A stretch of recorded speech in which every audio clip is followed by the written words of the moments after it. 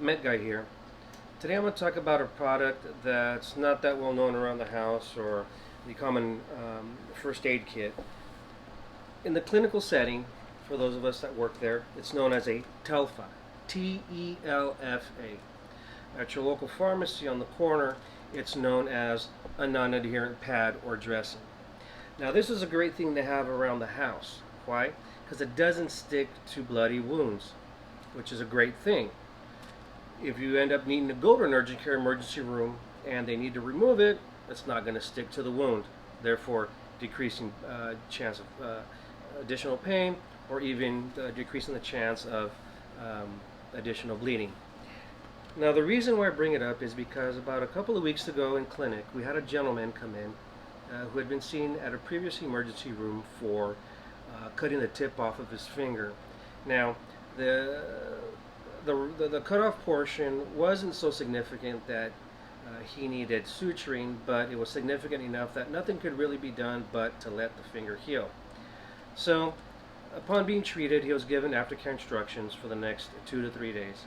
Went home, followed the instructions, and when it came to him changing the bandage, for the fact of the blood that had dried and clotted, it stuck to the bandage, and when he removed the bandage, it peeled off that clot. 1, causing pain. 2, inducing more bleeding. Now, this case was a little more complicated as he was on what's called a warfarin management. Warfarin is an anticoagulant that's given to patients of cardiac history, meaning that have had open heart surgeries, valve replacements. It keeps the blood from sticking to the prosthetic devices that have been implanted surgically, and other reasons for clotting factor. So, being that 1, he tore off the new scab, and 2, he's on an anticoagulation management, it induced bleeding, and he had tried to control it for about an hour and 20 minutes, as he had advised.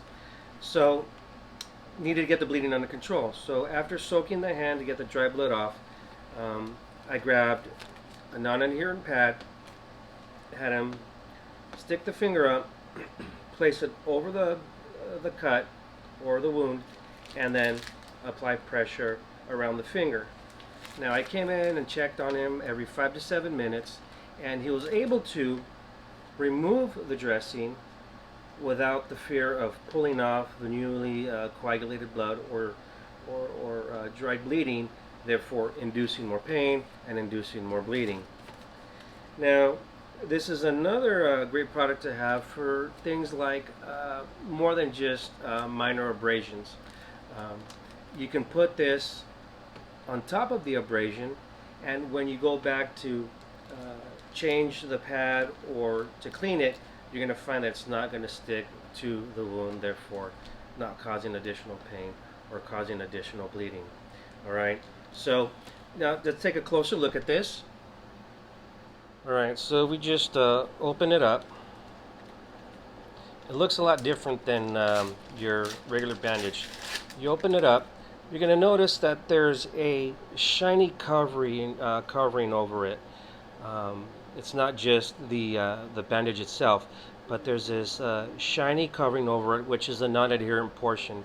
This is the part that does not allow the bandage to stick to the wound or the dried blood, again, peeling off the newly coagulated blood or causing more pain.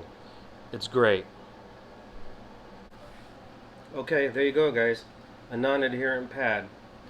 This is also great for those that have chronic ulcers and open sores that are on a wound care management. This can be placed over the sore or the abscess, bandage wrapped around it to keep it in place.